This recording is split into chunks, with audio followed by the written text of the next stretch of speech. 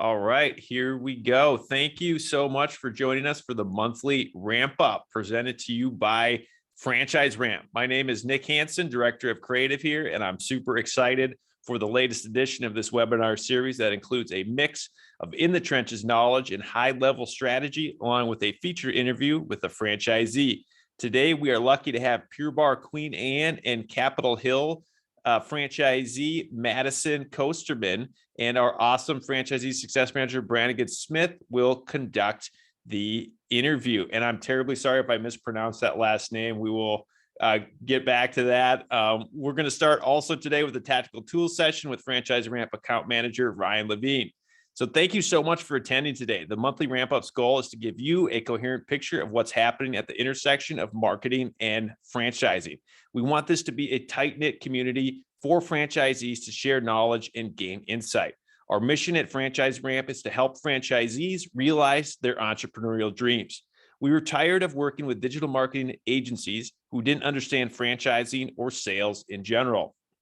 So we took matters in our own hands, became Facebook experts, and added other digital marketing experts to our team.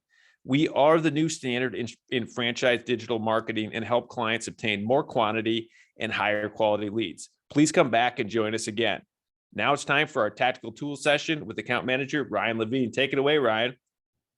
Awesome. Thanks so much for the intro, Nick. And thank you for joining us, everyone. Today, I will be hopping in and talking about call to actions and media types and what we are doing to improve that. Awesome. So I will start off by talking about the 6 levers that us as advertisers can use to make campaigns even better.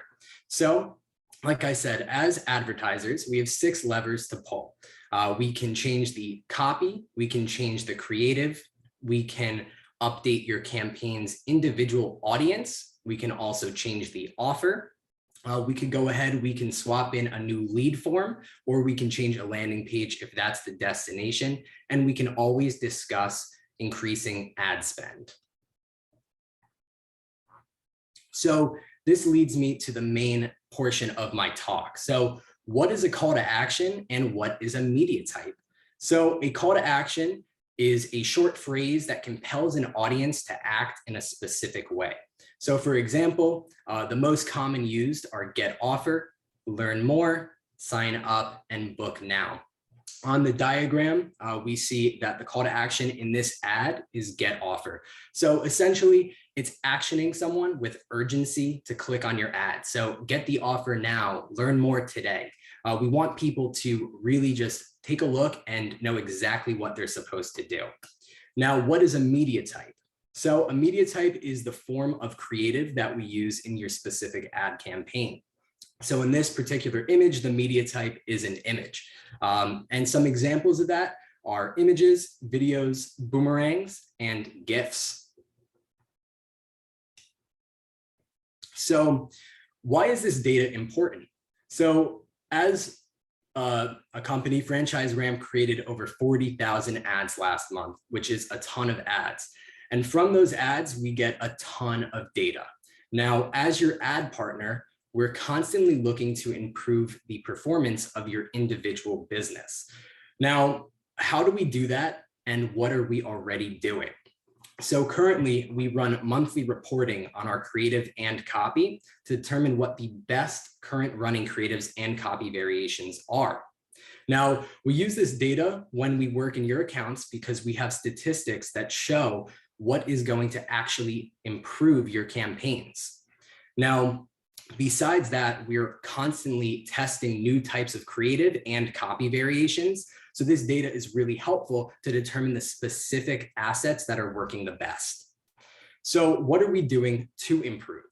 We're now reporting on call to actions and media types by brand and as a whole.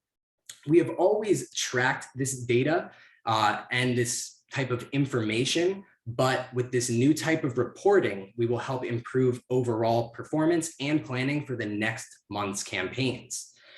So this should basically further help us narrow down what the closest thing to a perfect campaign to create is. Now, The reason why this data is so important is because Facebook is a changing landscape.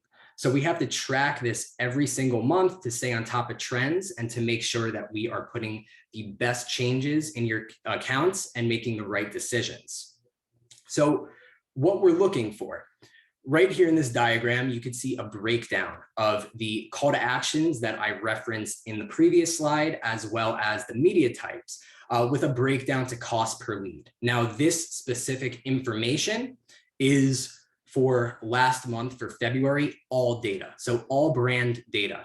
So in the next 2 slides, I will be going over what each call to action looks like in an actual Facebook ad, what each media type looks like in a Facebook ad, and then I will break it down by cost per lead and kind of give you an idea as how our team looks at this information and these statistics and how we determine the next steps to creating the best campaign. So right here, we have just a basic Facebook ad broken down by each call to action. So the first one, as you see with the little button, it says get offered. The second, learn more, book now, sign up. As we can see, get offers cost per lead from February with all brand is $17.95. Learn more is $18.14. Book now, $26.18. Sign up, $13.28. So just something so small as a call to action can drastically change the cost per lead of an overall campaign. Now, I will go into this a little more in the next slide, but as we can see, Nick, if you want to just go back 1 slide. As we can see, sign up has a $13.28 cost per lead. That is the lowest one out of all 4 of these options. So something that our team will do is we'll look at this information and we'll say, in March, so like this month's campaigns, how about we split test, get offer, and sign up? Test them both with the same amount of spend in the same amount of ads. And then coming up in the next month, we can really take a look head to head and see which one actually is performing best. And then from there, we could keep doing the same thing and constantly improve. So now when we look at media types on the next slide, we can see it's broken down by image, video, and boomerang. So an image, just a still image. Video, it's a little bit longer, about 15 seconds to a minute on average. And then boomerang is about 5 to 6 seconds of a repeating action video. So looking at the cost per lead, image is at $18.95, video is at $19.17, and boomerang is at $17.61. So now comparing both of these metrics, the media type cost per lead and the call to action cost per lead, our team can take a look and say, okay, let's try to make a boomerang heavy ad campaign and let's split test the get offer and the sign up call to actions to see what does best. And that just gives us really good insight on how to like constantly improve on your guys' campaigns. So what does this mean to you? So at Franchise Ramp, we know there isn't a one-size-fits-all solution. We recognize that it's important to optimize for your individual business's success. So for example, what we'll do is, if your campaign month to month, week by week has images that are constantly the best media type, the best creative, and boomerang's actually lower overall CPL, we'll take that into account and we will make sure that your campaign is more image heavy because your specific performance has shown that it's the best creative time and time again. And by expanding what we track and how often we track it, this will help the brands overall, which in return will give us a better understanding on what is working and what isn't working on a month-to-month basis. Lastly, we want you to succeed. So always send in local creative. We constantly encourage it. It is awesome. So you can go ahead, you could ask your success manager what creative is working best, and we're more than happy to implement it. So that is basically a quick summary of what we're doing to improve your campaigns when it comes to call to action and media types. I hope that was really helpful, and we're excited to come up with the next best campaign. Thank you, Ryan. That was absolutely amazing. Please message us in the chat or the Q&A function if you have any questions. for Ryan. And now I would like to introduce our franchisee success manager, Brannigan. I guess I should unmute. Hi, everyone. Thank you for joining us here today. I have Madison with us. She is just a little ray of sunshine. I always look forward to talking to her. And she has such a fun story of how she got started. So I'm going to pass it over to Madison to just give us like a brief overview of your background, and then we'll get kind of into details with more specific questions. Awesome. Thanks so much, Brannigan. Hi, everyone. My name is Madison. I am currently the owner of 2 Pure Barre studios in kind of the central downtown Seattle area, both Capitol Hill and Queen Anne.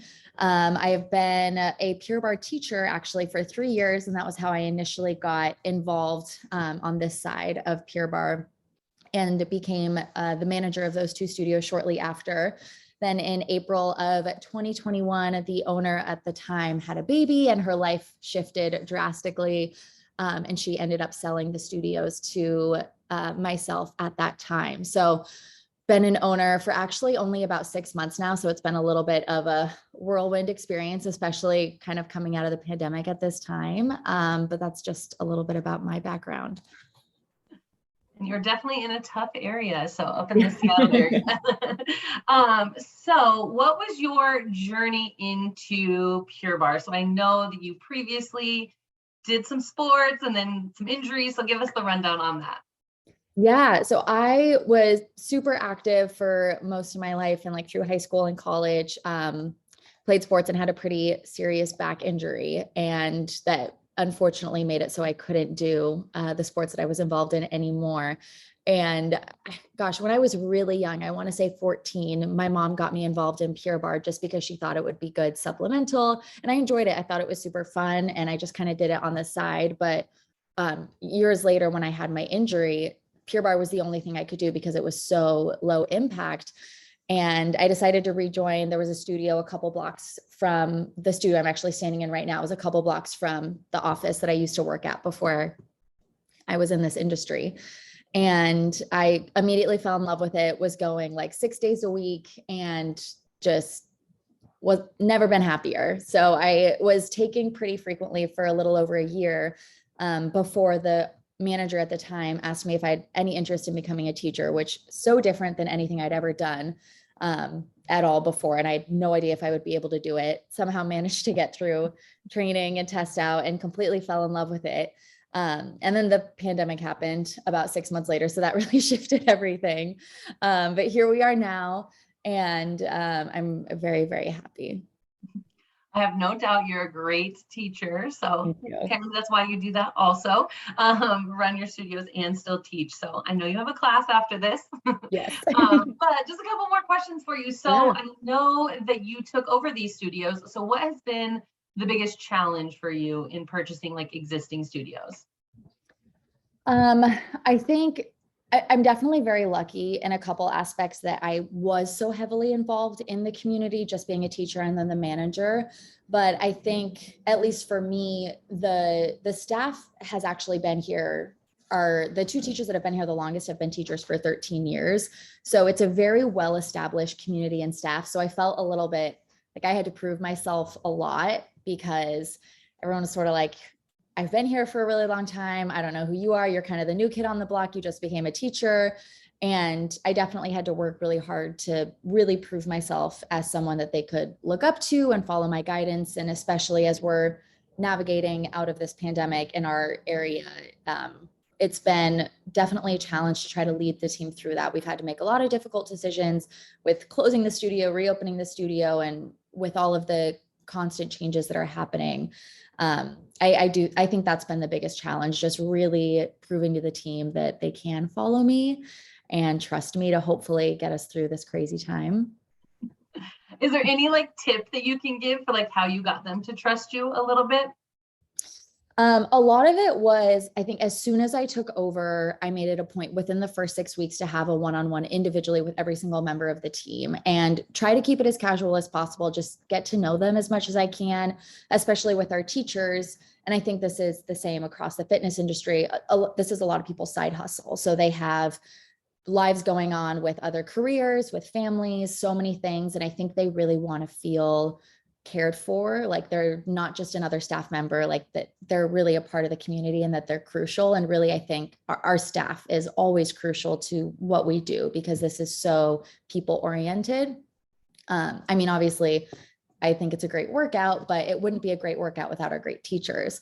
So making them really understand that we value and care for them so much, and taking that time to make them feel special, make them feel heard, and ask them up front, like, what are you happy about? What changes would you make if you could change something about the way things are run, and ask them those questions to make them feel kind of validated and heard. And I try to do that now, still try to chat with them like every 3 months, just have a quick like 30-minute coffee. And that's been really helpful, I think, to earn their trust. And, if you can make some of the changes that they want happen, it makes them trust you and kind of respect you even that much more, I think. Awesome. I love that. So what, I know you said it's been a short amount of time. I still think 6 months is long, but what results have you achieved with your location recently? And what do you think were the biggest contributors to that success? That's a great question. I think, so it's tough because when I initially took over, it was like, we were on top of the world here in Seattle, things were looking great. And then it took a real downturn right around the holidays, but we're starting to come out of that a little bit. I think one of the biggest successes we had was we had a really crazy December, and we were able to see like financially numbers that we hadn't seen since pre-pandemic.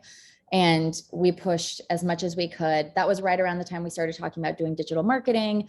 And we had our team hound people. We were pulling every single report. We were calling people 3 times a day to, get as many people into the studio as we possibly could. And it really worked because we saw numbers we haven't seen in so long, which is always, really great, I think, for anyone who's a franchise owner to see right now, just with the, current climate of the world. But really firing up our sales team as much as we can. We put a lot of emphasis on our teachers, and then sometimes kind of forget about our sales staff. At least at Pure Barre, our sales team is really what makes things run. It's how we get people in the door, get people booked into classes, and get things going. Love it. So I know that there is kind of like a lot of risk, like, just like owning your own business, especially like this time, but you want to open a third. So Yeah. What do you think helps you like stay motivated through like this risk factor? Oh gosh, that is tough. Because it definitely has its ups and downs. I think, at least for me, our community is what keeps me motivated. Sometimes, you have rough weeks, whether that's people quitting or people canceling their memberships or, whatever it is. There's always so many things that can go on in any business, but our community really keeps me motivated. Those people who come up to you and tell you that you've changed their life. And especially so many of us have spent the last 2 years indoors on our couches. And just in the last 6 months, we've had so many people come up to us and say how much they were struggling with depression or with their self-image, their self-respect. And anytime that someone comes in and just tells us how having a place to go every single day, just to spend 50 minutes on themselves, that's what keeps me motivated. And I think it's a hard time for fitness, but it is so important for so many people, not just fitness itself, but that human interaction that we've all been lacking for a really long time. It's great that we found ways to connect digitally and virtually, but I don't think anything beats being in a crammed, probably overpacked studio room, 25 other people and an instructor like screaming into the microphone. You can barely hear them. The music's so loud. There's something about going through that with other people that's just so special, and it connects you to people, and it's something, it's an amazing part of being a human, I think, and we've been lacking that for so long. So that's what keeps me motivated personally, and it's why I still love teaching, because I think it's so important to keep these spaces alive and open for people, because it's like cheap therapy for people. No, I love that. So what piece of advice, this will be my last question for you, but Yeah. what advice would you give to like franchisees just starting out with their journey now that you've been in it a little while? Don't give up. When the going gets tough, don't give up. As hard as that is, I think trust yourself, trust your gut, and take the risks. It's really scary. You'll wake up panicked at 3 a.m. sometimes about how you're going to pay bills.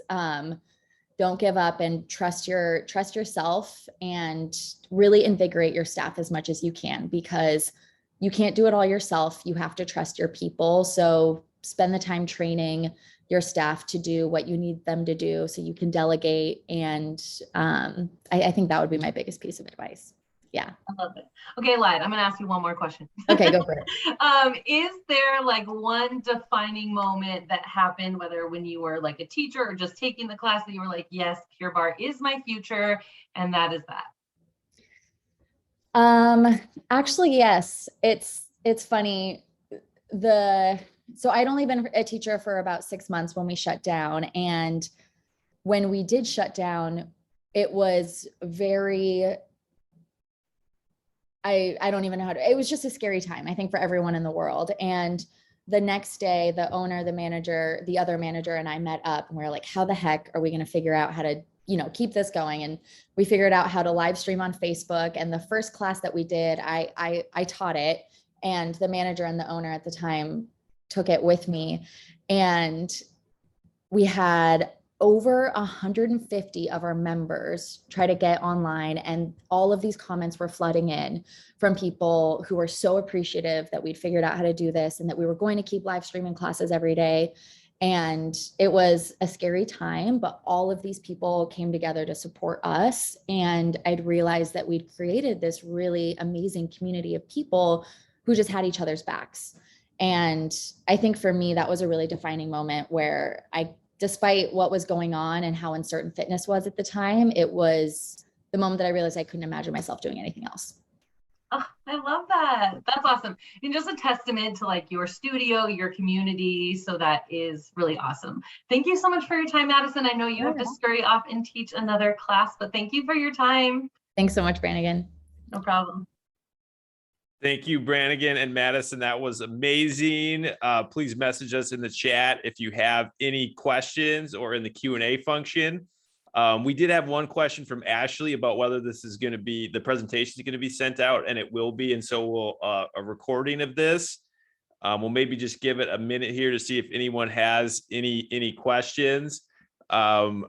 Madison, maybe a filler question. What's your favorite class type to teach? Classic, foundations, empower, reform? Which is your favorite?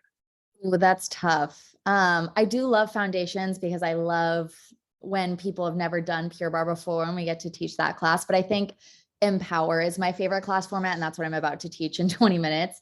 It's just so fun and high energy, and it's over so quickly that, you make people sweat, you make them shake, and then they're out of there. I think it's just so fun. So that's my favorite, I would say. Very cool. Small movements lead to big results, no Exactly.